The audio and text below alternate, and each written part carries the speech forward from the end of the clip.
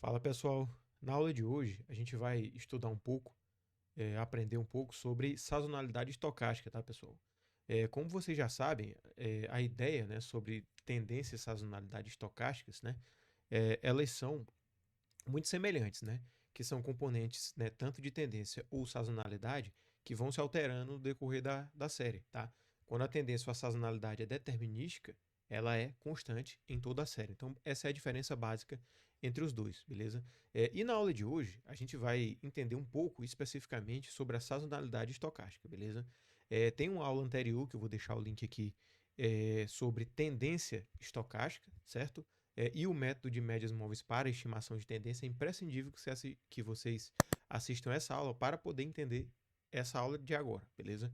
Então eu vou deixar também o índice, tá? Para você pular para a parte que você quiser, mas realmente recomendo que você assista esse vídeo inteiro, beleza?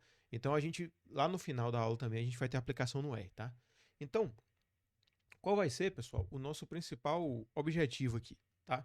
Antes de qualquer coisa, o que seria, né, a sazonalidade? Bom, essa série aqui, né, chamada Air Passengers, né, eu mudei aqui o nome, mas no R a gente consegue encontrar ela e a gente consegue observar o seguinte, né? Isso aqui é o número de passageiros, tá?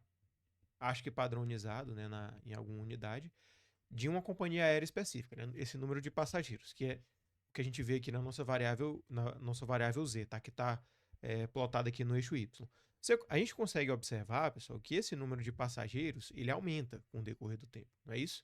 Essa setinha que eu desenhei aqui representaria o que seria a tendência dessa série, né? Ou seja, essa quantidade de passageiros está aumentando. Só que a gente consegue verificar que existe um padrão que se repete a cada ano, né? Olha só, vamos parar para pensar que isso aqui seria 1951, por exemplo, né? Então a gente tem no início do ano uma quantidade baixa de passageiros, né?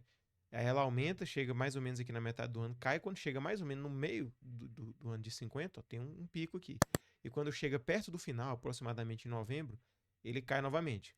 E aí chega o ano de 51, a série é a mesma coisa, ó, entre 51 e 52, tem um pico aqui, tá? Mais especificamente é próximo do mês de junho ou julho. Depois desce até o final do ano de 52, ela cai novamente. Então esse comportamento que se repete de tempos em tempos é o que a gente chama de sazonalidade, tá? E como eu falei anteriormente, a sazonalidade que a gente está vendo aqui é a sazonalidade estocástica, que muda no decorrer da série, beleza? Então a gente vai aprender a estimar exatamente esse componente, tá, pessoal? Olha só.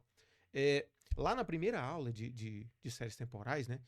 Aqui, se você for lá na playlist de séries temporais, que eu vou tentar ordenar, tá? Se não, você abre a playlist lá, vai ter nos títulos, você consegue encontrar lá uma aula de introdução a séries temporais, tá? Lá eu falo sobre a abordagem clássica que considera, eu vou considerar aqui um modelo aditivo só, tá? Para entender de uma maneira mais simples. Na abordagem clássica, né, uma das abordagens possíveis de séries temporais, a nossa observação ZT, ela é formada, né, pela soma de três componentes, né? Algumas vezes, alguns desses componentes podem não estar, o único que vai estar sempre é o erro, tá? A gente tem tendência, sazonalidade e o termo aleatório, tá? Então, a estimativa de tendência é aquela que eu falei no início, né? A subir ou descer, né? Vai ter um ponto que a gente vai conseguir estimar a tendência, né, para cada T. O mesmo vale para a sazonalidade, componente de sazonalidade para cada T, beleza? Então, aqui a gente tem a descrição dessa série, e na aula de hoje, a ideia vai ser a gente estimar o nosso componente sazonal, né, associado a cada período, tá? Cada que eu chamo de período sazonal, beleza? Então, por exemplo, se eu estou falando de sazonalidade mensal, por exemplo, né, ou anual, no caso, né, o nosso J ele vai de 1 até 12, na verdade. Por quê? Porque se existe um efeito sazonal que acontece no decorrer de cada ano, né, como se fosse um ciclo que se repete em cada ano, eu vou ter um componente para tudo que se forma um ano, né? No caso, uma série mensal, que seria janeiro, um componente para fevereiro, até o componente de dezembro, tá certo? Que é 12. Então, se a série fosse, por exemplo, trimestral, né? E a gente está querendo investigar a sazonalidade por trimestre, né? Compondo aí um ano. Então, o nosso J iria de 1 até 4, não é? Afinal, o ano tem 4 trimestres. Então, teria trimestre 1, trimestre 2, trimestre 3, trimestre 4. Então, a gente iria estimar um componente sazonal, o S chapéu 1, o S chapéu 2, para cada período que vai compor essa sazonalidade, beleza? O mesmo vale, você pode estender esse raciocínio aí, se a sua série for semanal, em horas, enfim. Vai depender muito do fenômeno que você vai estar estudando, e essa sazonalidade ela pode ocorrer de uma maneira muito específica, beleza? Então, dito essa primeira parte, a gente vai entender uma das maneiras, né, que é o método de médias móveis para a gente estimar esse componente sazonal aqui, tá, pessoal? Então, bora lá.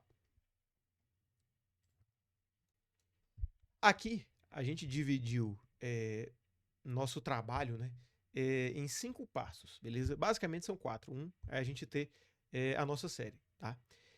O primeiro passo é a gente ter a série ZT. Vale lembrar, tá, que eu estou considerando que o período sazonal é de 12 meses, tá?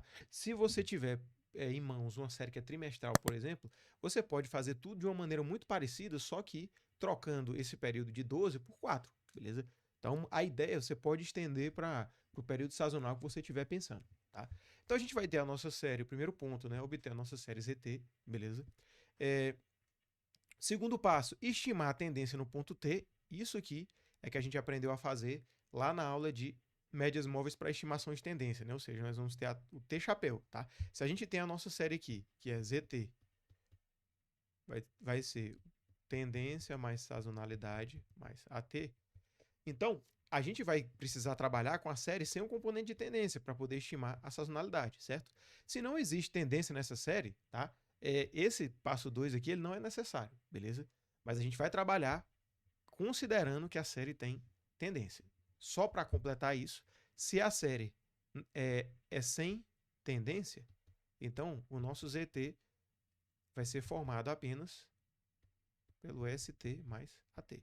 E aí não tem necessidade de você eliminar a tendência da série, beleza? Mas, considerando que o método que a gente está trabalhando, em que a gente vai considerar que essa tendência existe, beleza? A gente vai estimar essa tendência através de médias móveis de ordem 12, tá? Tá escondido aqui, mas a ordem aqui é 12, beleza? Ou seja, é como se fossem as médias móveis em torno de 12 observações de cada ponto, que é exatamente lá na aula de médias móveis a gente viu para 2 e para 4, como que a gente calcula. Você estende o raciocínio e vai até 12, tá? Quando a gente faz isso, essa aqui é a fórmula que a gente vai achar, tá? Para encontrarmos, tá? A nossa série suavizada, né? Assim dizendo, para a gente poder eliminar essa tendência, tá? Afinal, vamos voltar para cá. Se existe tendência e sazonalidade, a melhor coisa que você faz é eliminar esse camarada aqui para ficar só a sazonalidade e o termo aleatório, não é isso? Para nenhum termo ficar confundido aí. Então, olha só, 1 sobre 24, a gente vai multiplicar ZT-6 mais 2 vezes, né? ZT-7, ZT-8, até 6, ZT-5, na verdade. 4, 3, 2, 1 e ZT depois. Mais 1, mais 2, enfim.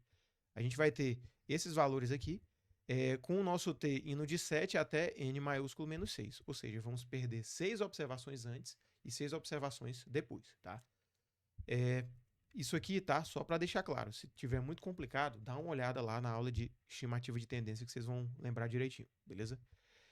O terceiro passo é obter a série livre de tendências, né? Ou seja, a gente vai ter a estimativa de tendência em cada ponto da nossa série, não é?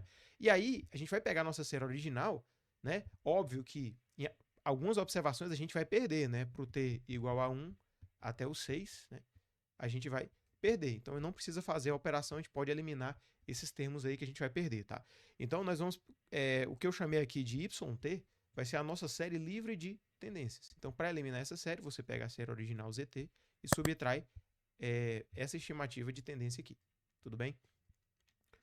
O passo 4, né, consiste... Porque agora, olha só, no nosso YT, a nossa série vai estar completamente livre de tendência. Então, os únicos efeitos que vão ter no YT, considerando a ideia inicial que a gente viu aqui, né, o YT vai ter basicamente a sazonalidade mais o AT. Então, agora sim, vai ficar fácil para a gente estimar esse componente de sazonalidade, tá certo? E aqui, ó, calcular a média para cada mês, beleza? Então, ou seja, y barra ponto j, tá? Ou seja, y barra ponto 1 aqui seria a média de janeiro, né? Ponto 2, a média de fevereiro, até a média de dezembro. Então, a gente teria, com essa série livre de tendências, a média de cada observação, tá? Então, por exemplo, se você tem 3 observações em janeiro dessa série livre de tendência, você vai somar essas 3 observações de janeiro e dividir por 3. Se você tem 2 de fevereiro, soma 2 e divide por 2 e assim por diante, tá? E por fim, essa série YT, ela vai ter uma média geral, tá? Que a gente denota ela por Y barra, ou seja, o Y barra é a média geral da série sem a tendência, tudo bem? E aí a gente vai pegar cada valor obtido no passo 4, ou seja, a média de janeiro dessa série, e subtrair da média geral. Ou seja, para pensar, a gente vai ter uma série livre de tendências, não é? Vai pegar a média de cada mês e vai subtrair da média geral dessa própria série. Ou seja, quando a gente tiver esse componente aqui, a gente vai conseguir identificar, através dessa estimativa de componente sazonal, né, esse aqui, esse chapéu, é o que a gente chama de componente sazonal, tá? Da série, que a gente vai tentar estimar ele. Então, a partir do S chapéu J, né, do mês J, esse aqui seria o componente sazonal do Jésimo mês, aqui no caso, a gente está trabalhando com meses, né? Ele vai dizer para a gente se aquele mês específico está acima ou está abaixo da média da série livre de tendências. Ou seja, a gente está estudando aqui especificamente a sazonalidade. Tá joia? Então, vamos lá para um exemplo, tá? Esse exemplo aqui, nós não vamos fazer muita conta, tá? Vamos apenas entender o que foi feito, depois a gente vai para o R, tá certo? Então, olha só. Eu considerei os 3 primeiros anos da série Air Passengers, do R, certo? Então, para deixar mais claro, eu peguei essa série aqui, tá? Olha só. Peguei os 3 primeiros anos. Peguei até 49, 50 e 51. Beleza? Peguei até esse ponto aqui. Tá? Esse pedaço aqui da série. Beleza? Eu fiz esse recorte aqui só para a gente entender como que se faz. Depois você pode fazer usando, né, a série inteira. Beleza? Fica à vontade. É só adaptar o código que a gente vai ver aqui. Tá joia? Então, a gente tem essa série, né? Então, temos as observações aqui de janeiro, fevereiro, março até dezembro, tá? E esses são os valores encontrados para cada um desses anos aqui. Quando a gente aplicou o T, a estimativa de tendência no ponto T, né? Que é exatamente, eu vou fazer o seguinte, eu já vou mostrar para vocês, ó. É no passo 2 aqui que a gente aplica essa fórmula aqui, tá? Então, para pensar, só para eu mostrar aqui para vocês como que foi feito o primeiro valor. Vale lembrar que a nossa estimativa de tendência, como a gente perde 6 observações antes e 6 depois, ela parte do Z7, não é? Ou seja, a gente vai perder esses primeiros valores aqui, que é como está aqui, ó, tá? Os 6 primeiros, e a gente vai a partir de julho, beleza? Então, olha só, basicamente aqui, o T chapéu 7, né, seria, vamos olhar para cá, ó, 1 sobre 24, tá? Que vai multiplicar pelo Z1 mais, olha só, 2 vezes, né? Isso aqui, ó, é o seguinte, no nosso caso, a gente vai ter com o J menos 5, o J sendo menos 5 e o T sendo 7, a gente vai ter o primeiro termo, vou até botar aqui, olha só, T igual a 7, o J partindo de menos 5, nós vamos ter que dentro desse somatório aí, vai ser Z7 menos 5, que é 2, né? Z2 mais Z7 menos 4, beleza? Que vai do menos 5 até o 5. Então, o J ele está diminuindo e indo em direção, né? Aumentando, na verdade, indo em direção até o ponto 5. 3 mais até o último ponto, que é 5, beleza? Ou seja, o Z7 mais 5. Então, é o que vai estar dentro desse somatório, né? Que é o Z12, né? Z12. Mais o Z13, não é isso? Ou seja, daqui, ó, 2 vezes Z2 mais até o Z12 mais Z13, beleza? Isso aqui, né, é o valor da série suavizada para a gente chegar nesse valor aqui, ó, 126,79, beleza? Então, é dessa forma que a gente encontra essa série, né? Na verdade, essa estimativa de tendência no passo 2. Mesmo raciocínio aqui, você teria o T chapéu 8, não é? Que fica 1 sobre 24, certo? Que vai multiplicar. Agora, você troca um índice a mais aqui para todos eles. Z2 mais 2 vezes Z3 mais Z4 mais Z5 até o Z13 mais o Z14. Então, isso aqui, você vai chegar nesse valor aqui. Você pode conferir depois aí, tá, pessoal? Pode fazer essa conta aqui, que você vai chegar nesse valor. Beleza? E aqui, só para reforçar uma coisa, tá? É 1 sobre 24, ou seja, nós vamos ter 24 termos. Quantos termos a gente tem dentro de cada somatório? Temos um termo aqui e temos outro termo aqui, né? 2. Aqui dentro, se vocês contarem, nós vamos ter 11 termos, tá? Então, 2 vezes 11, vamos ter 22, soma com um daqui e com o outro daqui, nós vamos ter 24 termos, beleza? Então, só para esclarecer isso também, tá joia? Então, você estende aí essa ideia até, no nosso caso, esse Z aqui, né? 36, 5, 4, 3, 2, 1, 30, tá? Até o T chapéu no ponto 30. E você faz a mesma, estende o raciocínio, estende a ideia, tá? E aí a gente chega no 169,08. Faz isso para todo mundo, para todos esses pontos, tá? Óbvio, pessoal, que vocês não vão precisar, na prática, calcular tudo isso, tá? O R vai poder fazer isso para vocês, mas aqui vocês precisam entender o que está sendo feito, né? Por trás da computação, beleza? Depois, no passo 3, a gente simplesmente, considerando esses valores aqui, vou riscar esses aqui que foram excluídos, né? Foram perdidos, na verdade, na análise, tá? Ou seja, para cada um desses valores aqui que sobraram, né? Desses valores aqui, a gente vai pegar o elemento correspondente do passo 1 e subtrair pelo elemento do passo 2, ou seja, 48 menos 126,79, a gente vai encontrar 148 menos 126,79, a gente vai encontrar 21,21. Lembrando que eu estou arredondando aqui, tá, pessoal? Todos esses valores aqui eu estou arredondando para duas casas. No R a gente vai ver lá. Então, olha só, agosto, né? 148 menos 127,25, né? E assim por diante. Você vai chegar nas constantes sazonais aí. Subtrai, você vai chegar no... A gente vai ter aqui, com isso, a gente tem a nossa série YT, que a gente viu lá no passo 3, série livre de tendências, tá?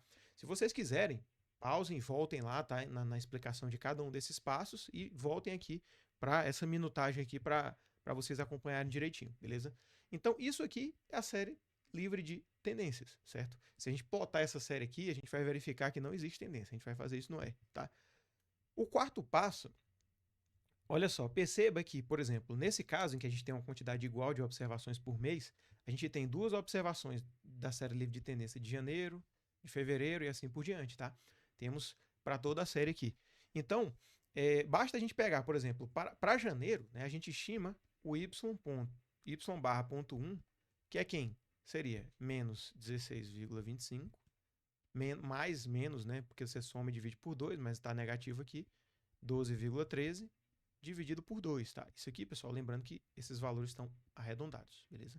Essa divisão vai dar a média para janeiro de menos 14,19, para fevereiro, menos 8,31, para março, 11,13 e assim por diante, tá? Então, daqui a gente já consegue ter uma ideia, né, sobre os meses que apresentam uma quantidade maior de passageiros, ao olhar para essa sazonalidade aqui. Então, por exemplo, nesse outro, a partir de julho, né, a gente vai ter essas duas observações aqui. Então, soma as duas, divide por 2, vamos ter o y barra ponto j, né, para cada mês. Então, isso aqui, esse valor aqui é o y barra ponto 1, abril seria o y barra ponto 4, né, julho, y barra ponto 5 e assim por diante. Até esse final aqui, que seria o y barra ponto 12, tá? Então, estimamos essas médias mensais para essa série livre de tendência. E no passo 5, né, a gente calcula, né? Aqui, vale lembrar, tá? A nossa média geral, se você pega a média de toda essa série aqui, ou como a gente tem uma quantidade igual de observações para cada mês, se a gente tirasse a média desses camaradas aqui, né, dividido por 12, a gente teria esse valor da média mensal, que é menos 0,375. Tá? Então, para a gente estimar, né, os componentes, né, sazonais, as constantes sazonais, tá? Basta a gente pegar esse nosso valor aqui, tá? E, por exemplo, vou botar aqui o exemplo, y barra ponto 1, que é janeiro, fazer certinho aqui, y chapéu 1 vai ser y barra ponto 1 menos y barra, não é? O y barra ponto 1, a gente já viu aqui, que é menos 14,19, né? Menos a nossa média geral, menos 0,375. Beleza? Ou seja, você vai somar aí no caso. Então, a gente vai achar algo, eu estou aproximando aqui porque a gente arredondou, tá? Mas vai ser algo próximo de 13,81. Menos 13, né, na verdade. Menos 13,81. A mesma ideia aqui a gente faz para fevereiro, né? Esse chapéu 2 vai ser menos 8,31 menos 0,375, né? Que vai dar algo aproximado aí de menos 7,94. E a gente faz isso até o S chapéu 12, beleza? Então, com isso, a gente tem essas constantes, né, sazonais. E aqui, pessoal, olhando para as constantes sazonais, a gente pode, por exemplo, observar, né, os meses, né, que tem um efeito menor em relação ao número de passageiros e o mês onde esse valor é mais elevado. Né? Por exemplo, o menos 30 vale para o mês de novembro. Né? É um mês em que, quando a gente tirou a tendência da série, para não atrapalhar a gente, vamos olhar para cá, ó, a sazonalidade, né, a nossa estimativa de sazonalidade foi muito baixa, né, menos 31,27, menos 30,90. Então, novembro tende a ser o mês que tem menos passageiros, enquanto, por exemplo, julho e agosto, nesse caso aqui, nessa circunstância, costumam ser os meses que têm uma quantidade maior de passageiros, beleza? Lembrando que a gente está olhando para o componente sazonal, tá? A sazonalidade, por exemplo, no início da série, né, o valor, por exemplo, de julho a agosto no início da série, pode ser mais baixo do que, por exemplo, novembro lá no final da série. Por quê? Porque na série em si tem um componente de tendência também, beleza? Então é por isso que a gente elimina o componente de tendência, tá certo? Então, é dessa forma aqui que a gente estima e dessa forma que, como eu falei há pouco, que a gente interpreta essas constantes sazonais. Tudo bem? E aqui, né, é a base do nosso código do R que a gente vai usar aqui para mostrar para vocês, né? A gente vai tirar, né, exatamente esses dados aqui que a gente usou, tá? Até 1951. Vamos trabalhar com essas informações exatas aqui para que vocês vejam o próprio resultado na prática, tá? E a gente vai chamar essa função window aqui, tá? Porque essa função ela serve para você selecionar a parte de uma série temporal, tá? Uma série temporal você não consegue selecionar ela de uma maneira tradicional. Você até faz, mas você pode ter erro ou o R não vai entender muito bem a seleção que você vai fazer, tá? E aqui o end, né? Porque eu selecionei essa série finalizando no mês 12 de 1951, tá certo? Então a gente vai fazer isso. Vamos estimar a tendência de ordem 12, que a gente já viu lá na aula anterior sobre estimação de tendência por médias móveis. A gente vai ter YT, que é a série livre de tendência, e através de uma matriz, tá? A gente vai organizar essas informações numa matriz para que a gente possa calcular as médias por mês, tá? E, consequentemente, as constantes sazonais, tá joia? Então, isso aqui é a base do nosso código, beleza? Então, vamos agora para o R para a gente poder fazer isso, beleza? Joia demais, pessoal. Então, olha só, vamos aqui. Primeiro, os dados, né? A gente já sabe que por aqui, né, primeira coisa, eu vou carregar o FPP para a gente poder ter aquela função MA para estimar a tendência, beleza? Então, olha só. Air Passengers, né? Então, a gente vai ter aquela série lá que a gente já conhece no R, tá joia? Então, eu vou chamar aqui, tá? Eu vou chamar de ZT para ficar mais didático, tá? Eu vou chamar window, certo? Essa série aqui.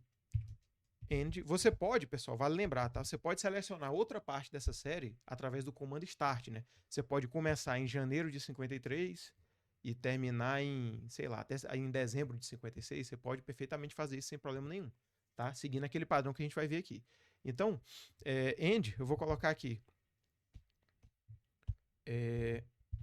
em 1951, 12, beleza?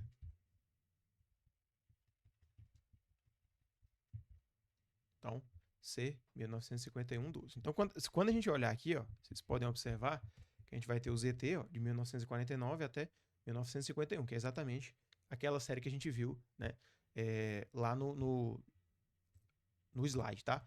Isso aqui eu vou seguir exatamente o passo a passo, tá, pessoal? Então, olha só, a gente vai estimar agora a tendência de ordem 12. A gente pode observar uma coisa interessante antes disso, né? É que se a gente chama class de ZT, a gente tem um TS, ou seja, quando a gente usa o window, a gente faz seleciona alguns elementos dessa série, a gente mantém o formato de séries temporais, tá? O tipo dela, joia? Então vamos lá, olha só. Eu vou chamar de YT, tá? O MA, que a gente aprendeu lá na aula anterior, beleza? Do ZT de ordem 12, tá? Então vamos ter aqui, eu vou colocar primeiramente o ZT e o YT, para que vocês vejam, tá? As duas séries aí, beleza? Então, olha só, o ZT a gente perde, ó, janeiro, fevereiro até junho, né? Vocês já sacaram isso. E de julho até dezembro aqui, ó, tá? Vou abrir aqui um pouco, só para que vocês vejam, vou chamar novamente o YT. Tá? Ó, tá aqui, ó. Perdemos de julho até dezembro no final e de janeiro até junho no início, beleza? Então, olha só, o que a gente vai fazer aqui, tá? No passo 3, nós vamos obter, né? Na verdade aqui, que eu confundi, tá? Aqui é T hat, eu vou chamar assim, tá? Que é o T chapéu. T chapéu, beleza? Então, é a estimativa de tendência, o Y vem depois, tá? Então, aqui, olha só, isso aqui, a gente aquele T chapéu, estimativa de tendência, quando a gente usa aquela fórmula, aí sim que a gente perde essas observações aqui, tá? E a nossa série livre de tendência que vai ser o YT, beleza? Então, vai ser ZT menos T hat, ok? Então, vamos agora ver o YT. Então, aqui, nós temos a nossa série livre de tendência. Uma coisa interessante, pessoal, olha só. Vamos lá, eu vou devolver aqui, tá? Vocês já entenderam mais ou menos como acontece aqui. Eu vou fazer aqui embaixo um plot de ZT, né? Vocês já sabem que esse plot vai trazer, ó, 3 anos dessa série aí, tá? Você consegue observar o componente sazonal e uma leve tendência aqui de subir. Olha para a direita embaixo aí, tá joia? Quando a gente isola o componente de tendência, a gente vai ter, olha só, a tendência da série temporal, não é? A gente perdeu algumas observações à esquerda, né? Você pode olhar lá embaixo, antes de 1949, na metade de 1949 ali, e depois da metade de 51 a gente perdeu as observações, não é? E a gente tem aqui isolado só o componente de tendência, à direita, beleza? E aqui, quando a gente tem a série livre de tendência, beleza? Eu vou chamar o plot aqui dela. Tá? Ó, a gente tem a nossa série apenas, aparentemente, aí, com componente sazonal. Por que a gente não consegue verificar? Tá aqui. Ó, a gente percebe que no começo do ano aqui, ó, na verdade no meio do ano, tem um valor alto, do meio para o final do ano ele cai, né? E quando chega mais ou menos na metade dessa série que você está olhando à direita, a gente consegue observar uma subida novamente aí, ó. Então, a gente tem essa série que tem o componente sazonal, mas não tem a tendência, porque a gente eliminou a tendência, beleza? Então, essa é a série YT. Tá joia?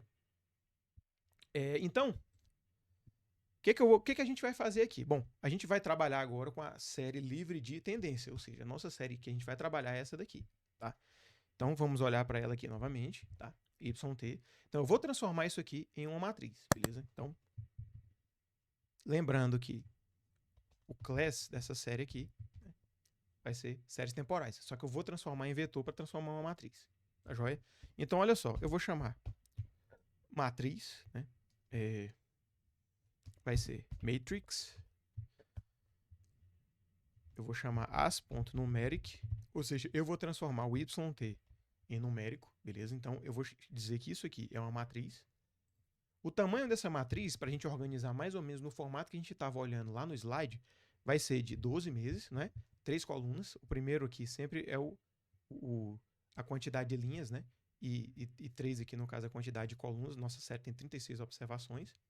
E by row, por linha, eu vou colocar false. Por quê? Para pensar, eu tenho 12 linhas, né? O 12 vai ser aqui na... isso, vai ser 12 linhas. Eu vou preencher por coluna, não é verdade? Ou seja, o primeiro valor de janeiro, fevereiro, março estão na vertical. Então, eu vou preencher por coluna. Ou seja, by row, por linha, é falso, porque eu vou preencher por coluna, tá joia?